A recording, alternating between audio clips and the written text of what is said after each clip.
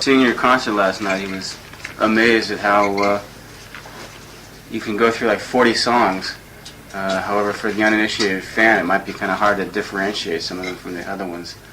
But the amazing thing is you've kind of maintained this one style all these years without compromise. Yeah, well, it's, every band tries to achieve a distinguished trademark sound, but few accomplish it. You know what I mean? I mean that's the ultimate goal, is to have a sound that's your own sound. I mean, whether it be the Beatles or Little Richard or Elvis Presley or Rolling Stones or Led Zeppelin or the Ramones. I mean, that's the ultimate thing. I mean, or the Who. I mean, most bands. I mean, okay, look at most bands sort of emulate other people's, the sort of influence I mean, like if you think about how many bands have been influenced by the Who, say, or the Stones, I mean that the thing that you, but in doing so, it's not something that you, it's something that that's just there. It's a chemical thing. You know what I mean? It's not like you can't say, oh, I want to try and create a sound for myself. It just happens that way. But I mean, for the most part, by a band, I would think. I mean, sure, you can say, well, I want to write a song like this, but as far as creating a sound, that's like your own distinctive sound. I mean, it's just something that happens. But isn't everybody more or less kind of a hybrid, though? I mean, it's not like all this comes out of No, nowhere. because most bands are just total. Most bands, really lack originality for the most part, and they're totally cliche and pretentious. I mean, if you listen to radio nowadays, I mean, it's sickening for the most part. I mean, and of the bands nowadays who have anything really distinctive or original of their own, I think it's been this band, the Ramones, who started 15 years ago, and everybody has taken a piece of, sort of used basically our fundamental sound as their bases. You know what I mean? Whether it be heavy metal or the new resurgence metal, or bands that like the Sex Pistols or Metallica or Anthrax or whoever, Poison, the Pretenders. I mean, whoever. Everybody took our sound, used it as their bases, almost like an artist. For the first step on a canvas, using putting down that basic layer. You know what I mean?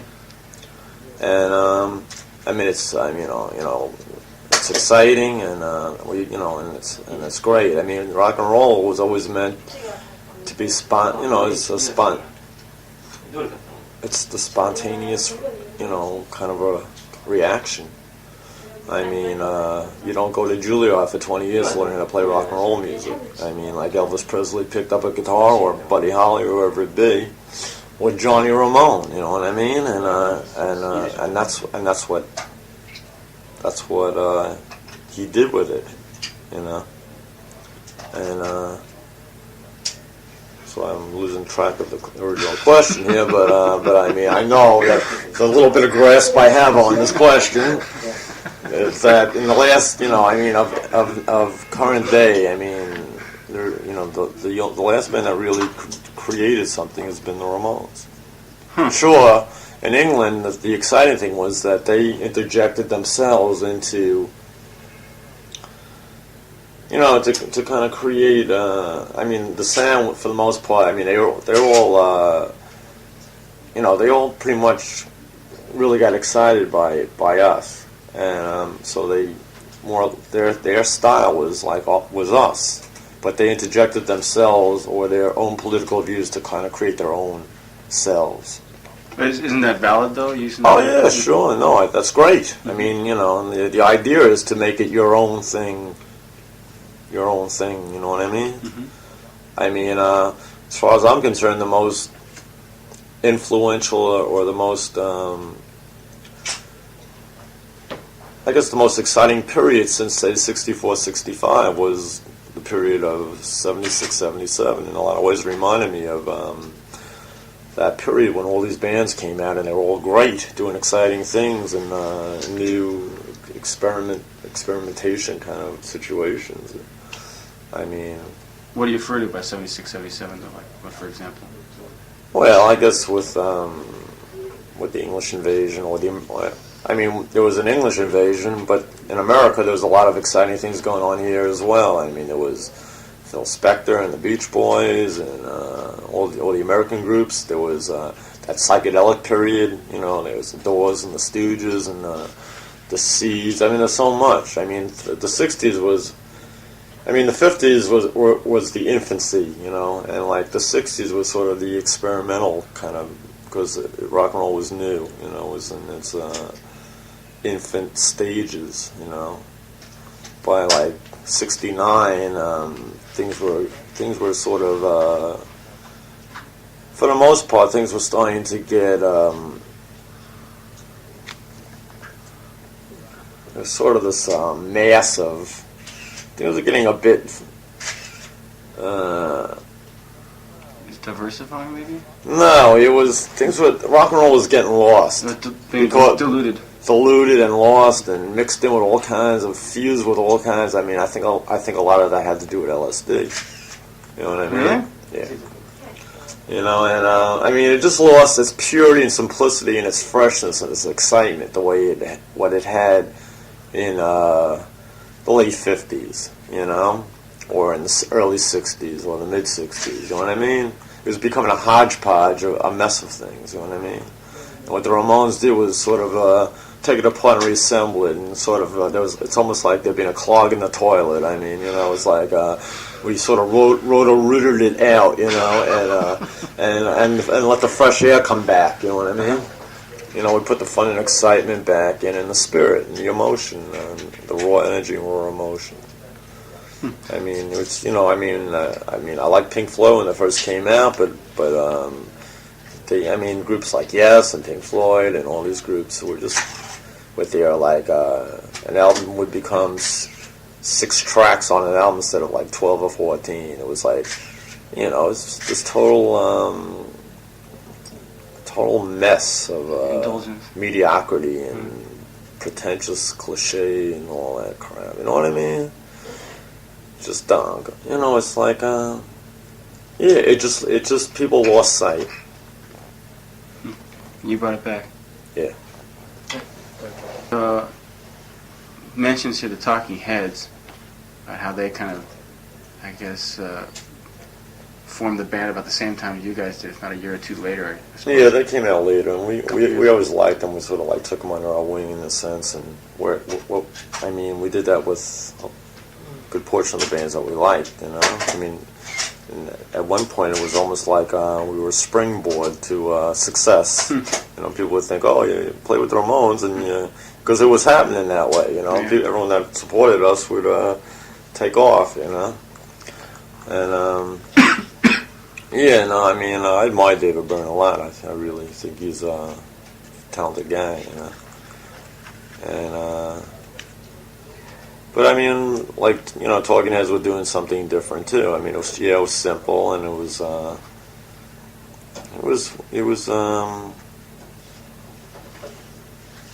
I guess, you know, it was more arty or something like that. You know what I mean? He talks about them as having evolved by taking on different styles and whatnot.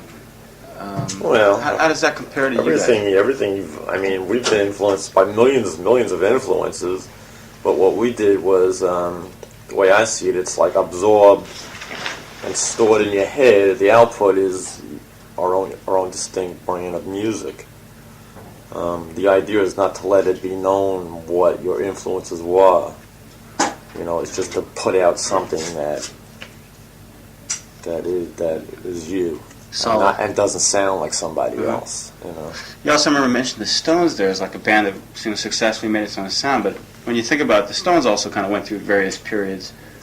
They're bands that have one or two influences and they sound that. I mean, not to say that they're bad. I mean, bands like the Dolls or something. I mean, they were very Stones influenced, and it was very obvious that they were. You know? Yeah. So they didn't have something as solid as say you guys did. Well, it was something. It was just something different altogether, and that was the Dolls were doing something different, and they were in a different. We came out sort of on the tail of the Dolls. You know what I mean? Like they were into a whole different that glitter period. Yeah.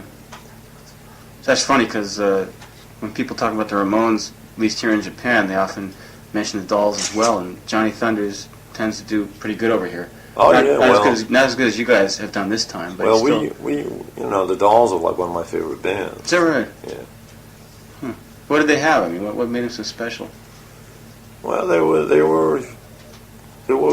great songs. I mean, they looked great.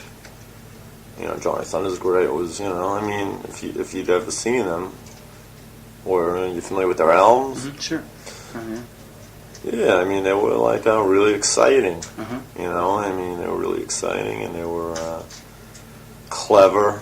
And David was a witty guy, clever guy, and they were fun. And they were like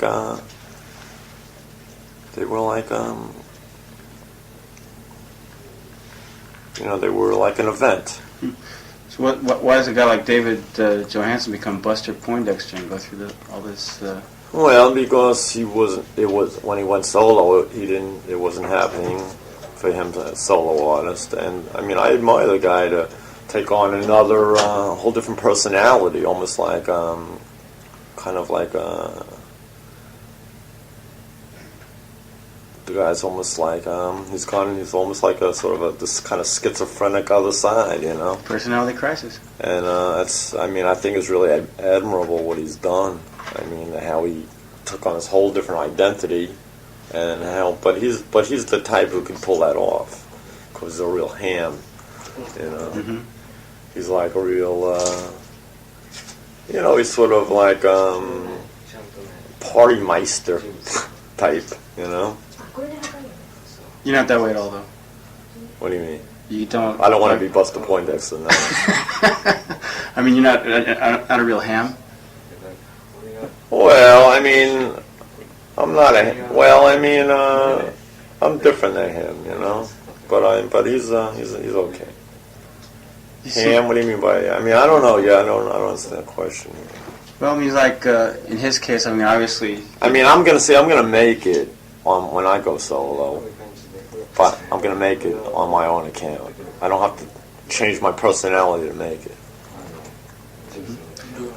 They used to wear women's clothes, that, and there was this kind of mystique, mysteriousness about them.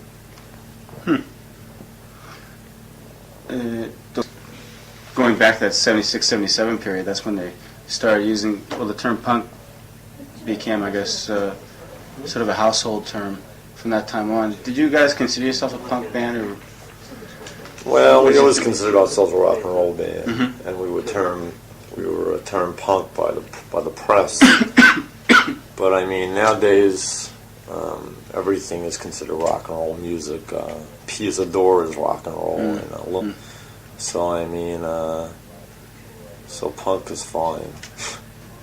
I mean, because things are just so generalized nowadays. And I mean, because now it's the thing to do is being a rock and roll band. All the football players and baseball players want to be rock and roll stars, and everybody wants to be a rock and roll star. So I mean, yeah, okay. I don't mind it at all. You don't mind punk? No. I mean, in a sense, we're a punk band in a sense, but then a lot of people don't realize they look at it in a sort of they sort of see punk in sort of a negative sense, or for the most part, a lot of people, when all it really means is being a rebel, and sort of, I mean, rock and roll was always rebellious until the 80s or the late 70s. Now moms and dads and the kids all sit around the living room listening to Michael Jackson records or something. No, he's not rock and roll. I don't. I mean, it's like it's sort of the the edge is sort of gone for the most part. You know, I mean, what it was really about doesn't really exist the way it was back when. You know, and you know, I mean, you know, Elvis Presley was a punk, and John F. Kennedy was a punk. John F. Kennedy. And Jim Morrison was a punk, and Iggy Pop is a punk, you know. How about Joey Ramone? And Joey Ramone is a punk, Mm-hmm. and punk means somebody that it's an attitude, and it's something that's osmosis in your guts that makes you this way. It's like I don't want to conform. I don't want to be like everybody else. I don't want to be a part of the masses. I want to be my individual self, and this is the way I see it. And this is the way, this is it. You know, having your own ideals and own set of principles and doing it your way. When a lot of people might, you know, really say, you know, they're going to like turn on you because you're going against the rules or the grain or whatever. And there's nothing wrong with that at all. That's the right way to be, you know. Like to kiss the ass. You don't? No, Not at all. not at all. Is that right? Yeah. Thailand. A string of number ones by now. You think so, really? Yeah. You think people like being... See, we're commercial without trying to be commercial. I mean, like, if you look at the music of the 60s, it was all great music.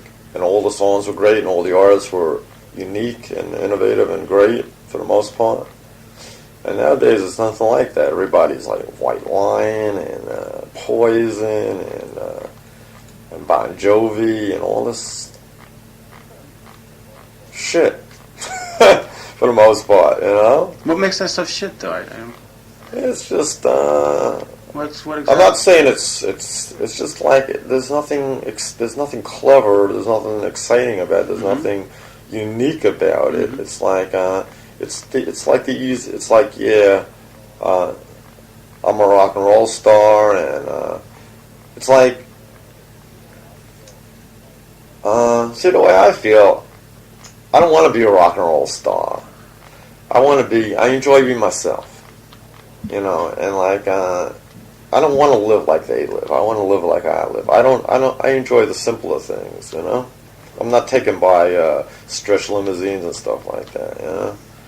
I mean, I admire people who are unique and are themselves and in themselves creative and unique, like David Byrne or something like that, or David Bowie, or I guess a lot of the greats who are dead now, like Lennon or Mark Bolan or Hendrix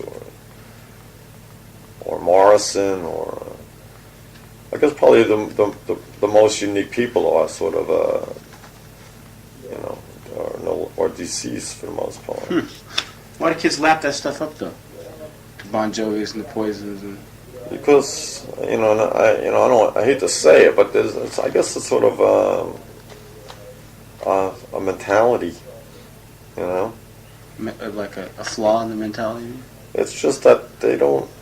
I mean, like kids for the most part, there's like this conservatism that's really intense throughout the last few years, where kids aren't really very adventurous, and the ones that are a minority.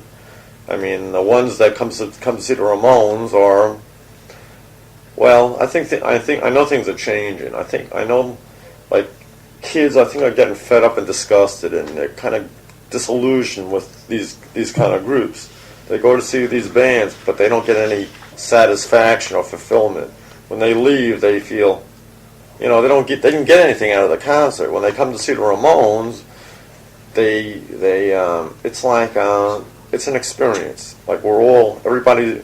As soon as you walk into that room, it's like we're all together here, and it's a total experience, and it's being people want to become part of. They want to be part of something. Come to see the Ramones, you're part of something. Going to see a band like White Lion, you walk into a concert arena, and they're here and you're over here, and there's a gap in the middle, and that's it, you know. And what are you getting at? And they, I really think they feel kind of cheated. And I think for the ones who really do feel, know they're kind of being screwed or taken. The ones who don't know will never know, you know. And that's basically the way I see it. Don't know. If they ever do find out, it'll be like 10 years later, you know. So I remember when the New York Dolls broke up, they were just starting to get big then, you know. And it was like, you know, these were like sort of the late bloomers here, you know. And I think for the most part, like they came because you know, they didn't come on their own accord, but they did come, so you got to give them credit. But they knew something was going on, and they wanted to suss it out as well, you know. まあ最近のミュージックシーンに対する批判だね。Thing about Ramones aid and also Bonzo goes to Bitburg. Are these signs of change? Also your participation in Sun City. Are you becoming more politically vocal? Well, no, well, yes and no, because we were always aware. We've always been aware. The Ramones are a multi-dimensional band, and when we first started out, we were coming off the heels of Vietnam, and everybody was anti-Vietnam, and everybody was singing anti-war songs, and it was, I mean, whether it be Bob Dylan or Joan Baez or Country Joe and the Fish or whoever it be, I mean, we didn't want to get into. We wanted to, you know, we didn't want to be doing what they were doing. So, I mean, basically our songs in the earlier days were more about like alienation and frustration, you know, stuff like that. And, but I guess around 84, the world was changing drastically with Iran and Gaddafi and all this stuff. And it was the death squads, and things were getting scary, you know. And so our songs, you know, things started changing, you know, basically with you know, with ourselves as far as the way we were seeing things, the way we were writing, and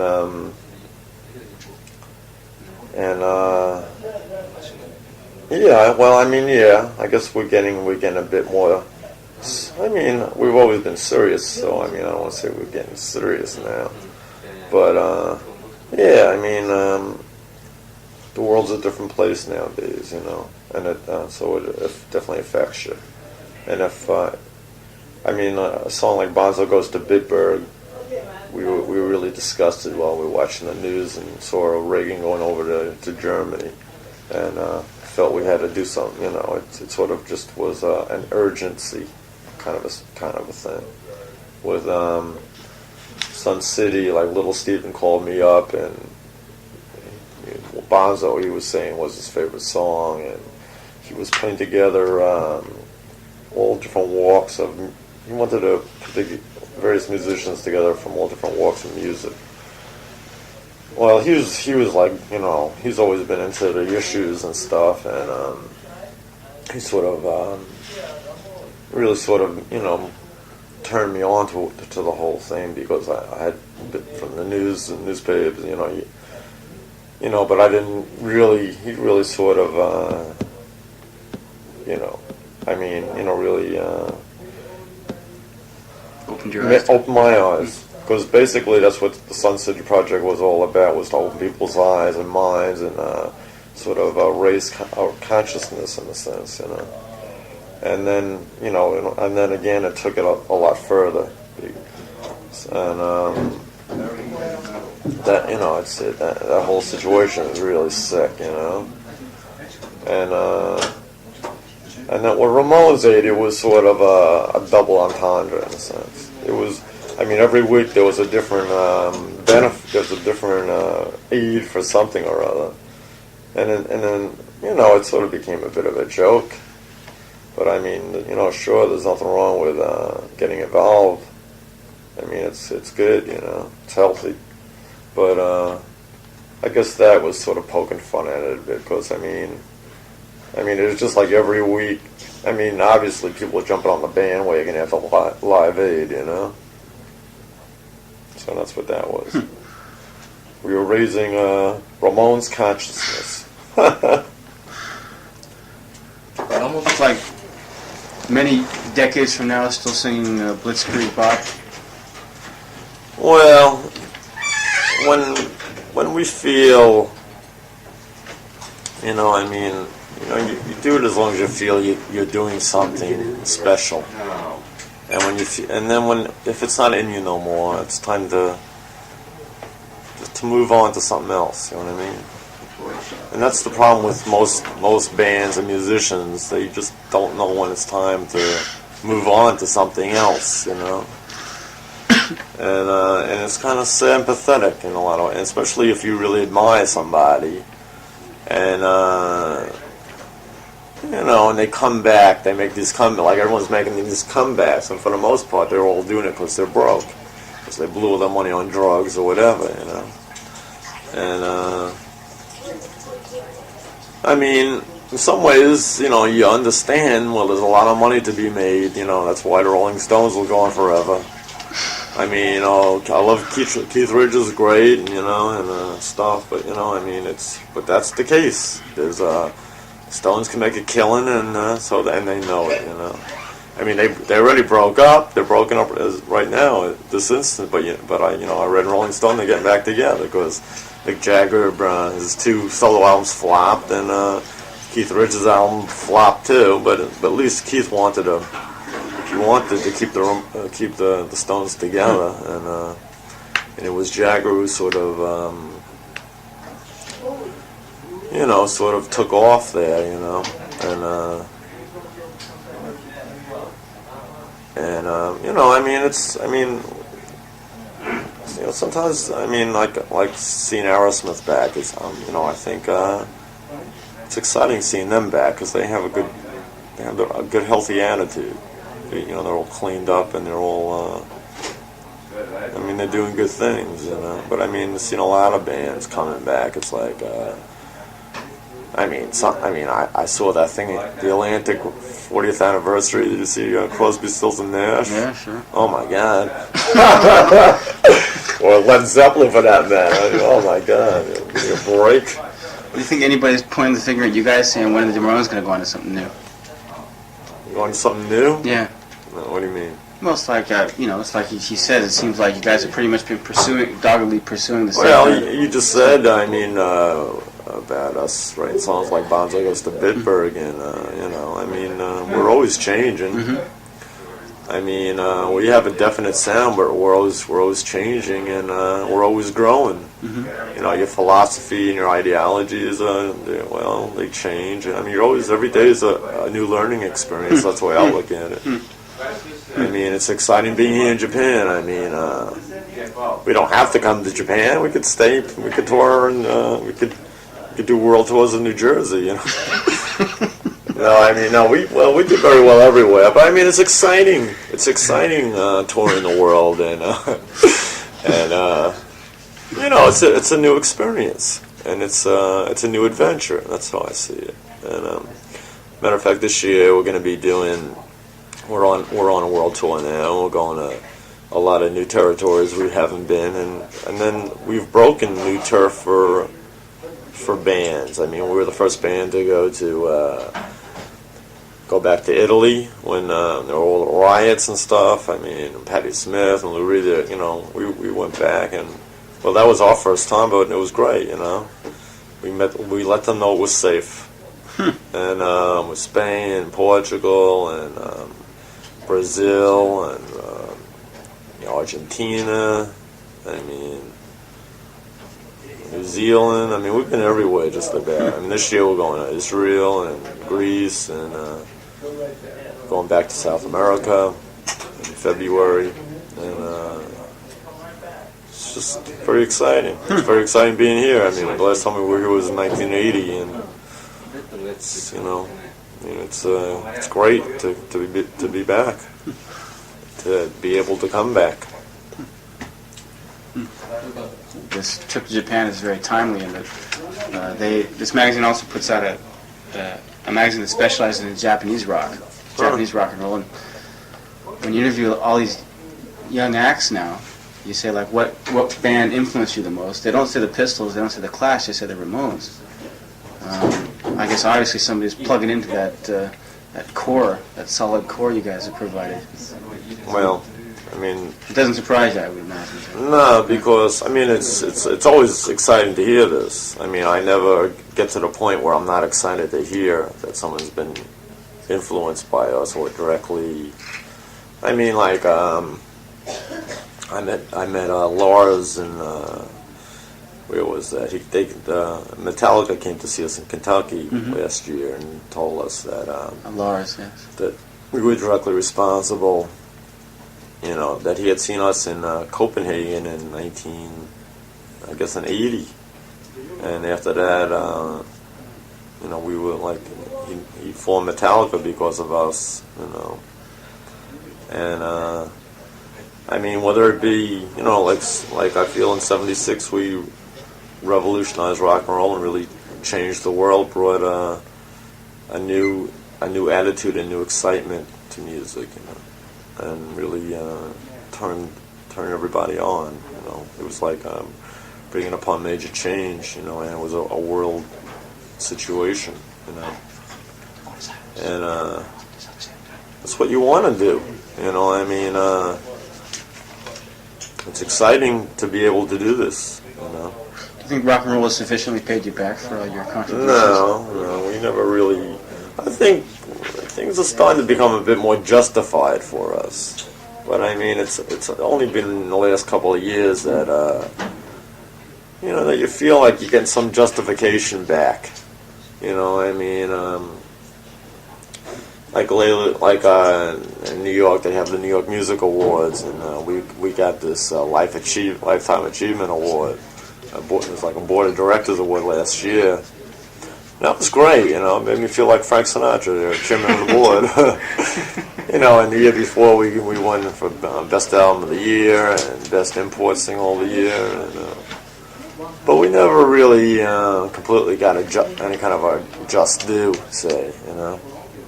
But then on the other hand, you know, we maintain our self-respect and our integrity and our